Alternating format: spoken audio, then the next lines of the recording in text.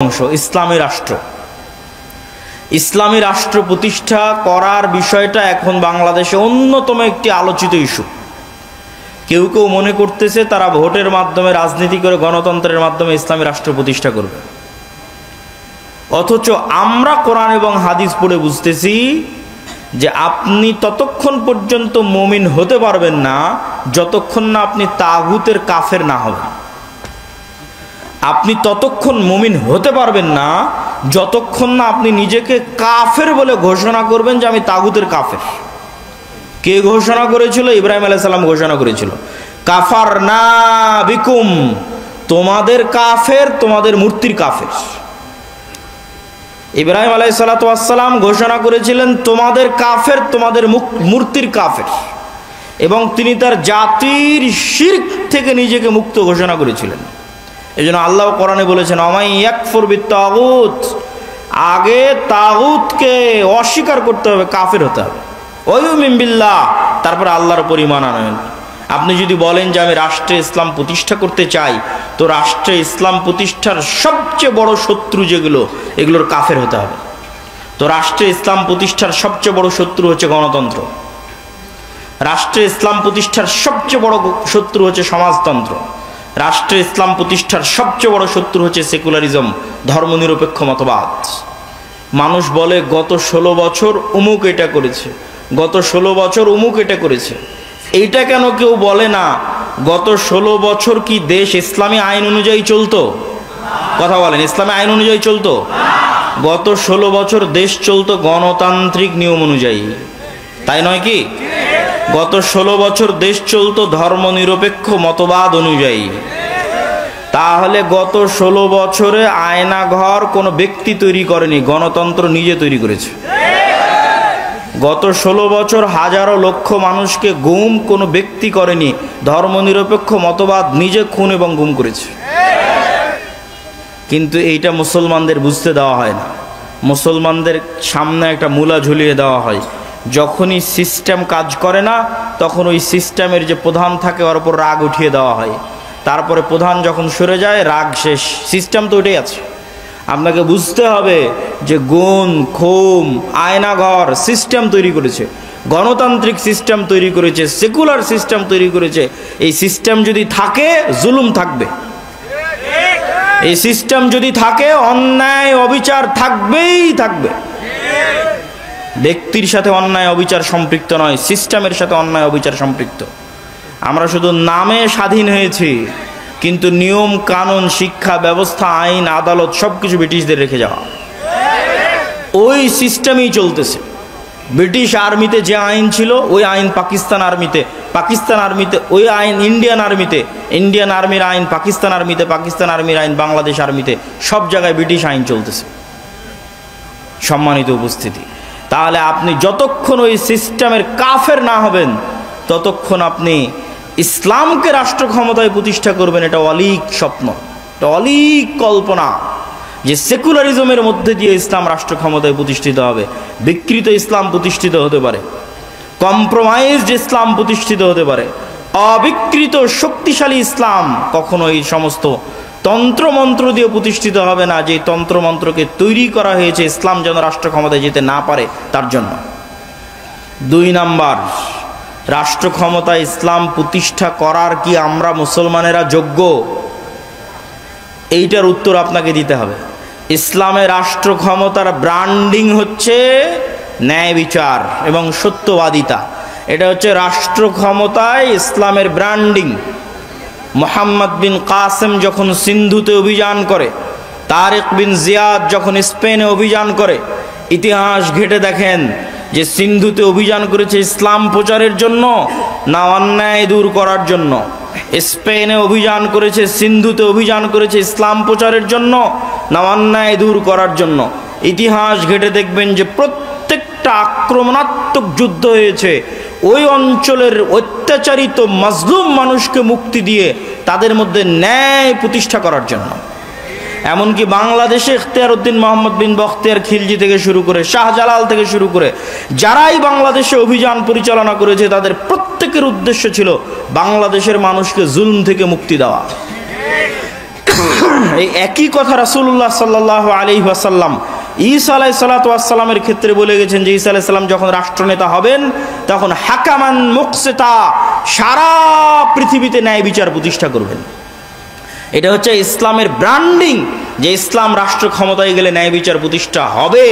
তাহলে প্রশ্ন হচ্ছে, মুসলমান যদি নিজে ন্যায়পরায়ণ না হয় কিভাবে সে রাষ্ট্র ক্ষমতায় ন্যায় বিচার প্রতিষ্ঠা করবে? আপনাকে আমি আরো উদাহরণ দিয়ে বুঝাই, এখানে আপনারা উপস্থিত আছেন, উদাহরণগুলো বুঝবেন।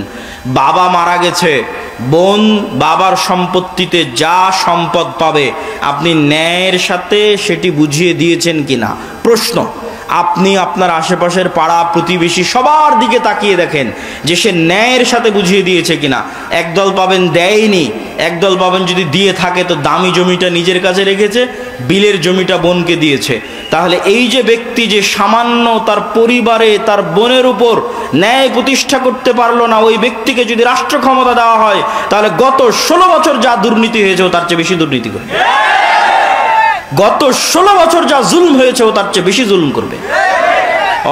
ওকে দিয়ে কখনো রাষ্ট্র ক্ষমতা ইসলাম প্রতিষ্ঠিত হবে না, কেননা রাষ্ট্র ক্ষমতা ইসলাম মানে ন্যায় বিচার প্রতিষ্ঠা হওয়া। তো সে তো দুর্নীতিগ্রস্ত, সে কিভাবে ন্যায় বিচার প্রতিষ্ঠা করবে? আপনি সমাজে তাকিয়ে দেখেন যে প্রত্যেকটা সেক্টরে সেক্টরে, এলাকায় এলাকায়, সমাজে সমাজে যৌতুকের ভিত্তিতে বিবাহ হচ্ছে। যৌতুকের ভিত্তিতে বিবাহ অন্যায়, মানুষের প্রতি অন্যায়। আমি এখন ন্যায় এবং অন্যায় বলতে সালাত সিয়ামের অন্যায় বুঝাচ্ছি না, এক মানুষের সাথে আর এক মানুষের প্রতি অন্যায়।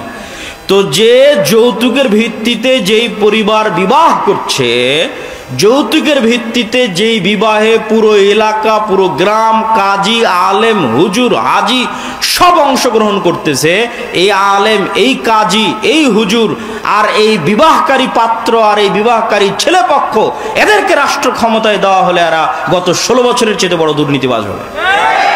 কেন? ও সামান্য একটা মেয়ের প্রতি ন্যায় করতে পারছে না, সামান্য তার স্ত্রীর প্রতি ন্যায় করতে পারছে না, তাহলে এটা কেমনে সম্ভব যে সে রাষ্ট্র ক্ষমতায় বসে 16 কোটি 18 কোটি মানুষের প্রতি ন্যায় করবে? অসম্ভব।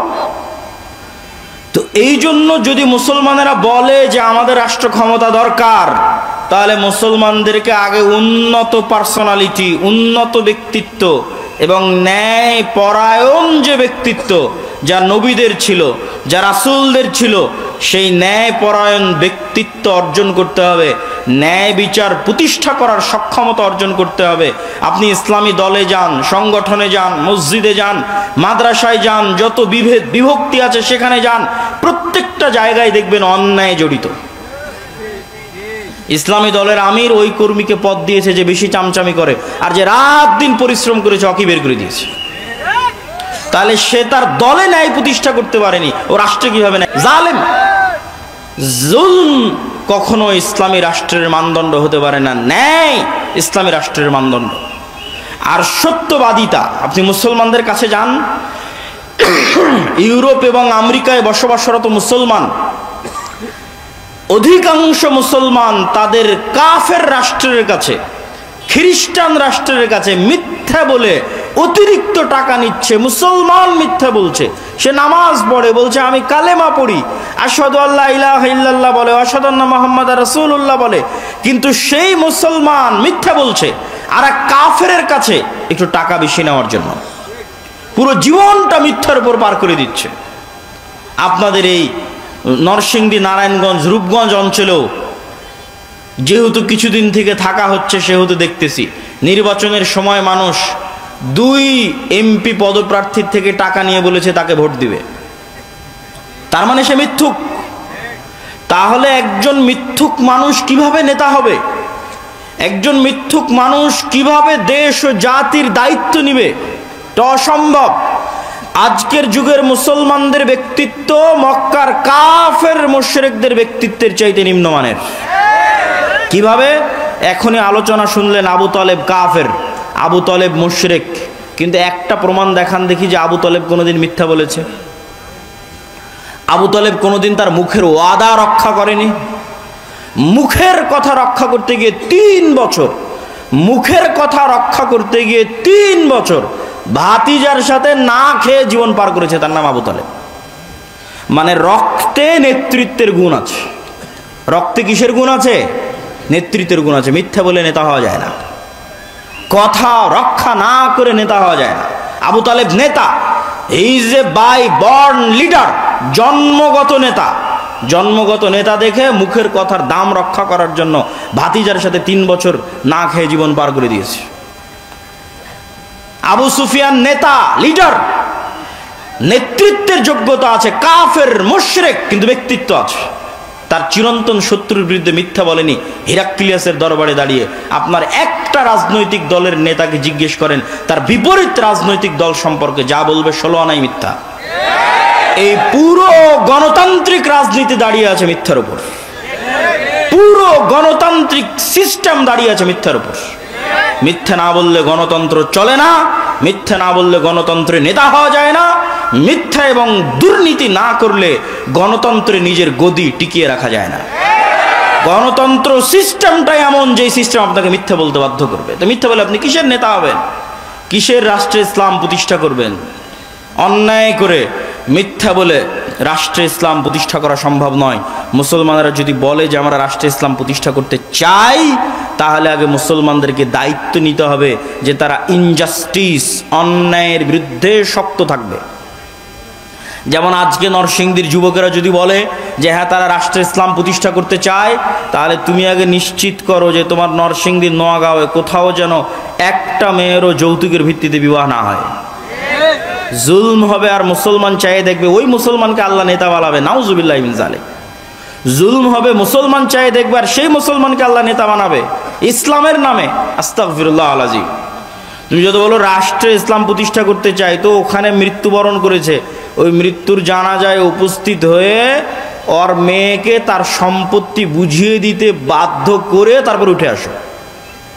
ডিসেন্ট্রালাইজেশন, কেন্দ্রীয় রাষ্ট্র ক্ষমতাকে ডিসেন্ট্রালাইজেশন করো, বিকেন্দ্রীকরণ করো, নিজের পরিবার, নিজের সমাজে ন্যায় প্রতিষ্ঠা করো। একবার ন্যায় প্রতিষ্ঠা করার সংগ্রামে নেমে গেলে আল্লাহ তোমাকে রাষ্ট্র ক্ষমতা এমনি দিয়ে দিবে ইনশাআল্লাহ। কেননা তখন তুমি যোগ্য বিবেচিত হয়ে যাবা। সত্যবাদী ব্যক্তি, ন্যায় প্রতিষ্ঠাকারী ব্যক্তি আল্লাহর দরবারে যোগ্য বলে বিবেচিত হবে নেতা হওয়ার। আর যদি ওই কম্প্রোমাইজ করার স্বভাব না থাকে, যে গণতন্ত্রের সাথে কম্প্রোমাইজ, সমাজতন্ত্রের সাথে কম্প্রোমাইজ, সেকুলারিজমের সাথে কম্প্রোমাইজ, ধর্ম বিক্রি করে দেওয়ার সাথে কম্প্রোমাইজ, নিজের দিনের উপর আত্মবিশ্বাস নাই, তখন আমি শিখতে বলেছি যুবকেরা, নিজের দিনের উপর আত্মবিশ্বাস ফিরিয়ে আনতে তোমরা 2টা জাতিকে দেখবা, একটা ইহুদি আর একটা হিন্দু। দূরের কথা বাদ দিলাম, আজকে পার্শ্ববর্তী দেশ ভারতের কথাও যদি ধরি, যে বিজিবি এবং বিএসএফ এর সীমান্তে যে গন্ডগোল, এই গন্ডগোল নিয়ে ফেসবুকে যুবকেরা লেখালেখি করছে, হাসি ঠাট্টা ট্রল করছে যে ভারতের হিন্দুরা গরুর মূত্র পান করে। এটা নিয়ে হাসি ঠাট্টা এবং ট্রল। তো আমার কথা হচ্ছে, ভারতের ওই হিন্দু যে গরুর মূত্র পান করে, আর গরুর মূত্র পান করা একটা ভ্রান্ত কাজ হলেও এই ভ্রান্ত কাজের উপর ওর বিশ্বাস কত অটল, ওর বিশ্বাস কত অবিচল, যে একটা ভ্রান্ত কাজকে রাষ্ট্র পর্যন্ত প্রতিষ্ঠিত করেছে।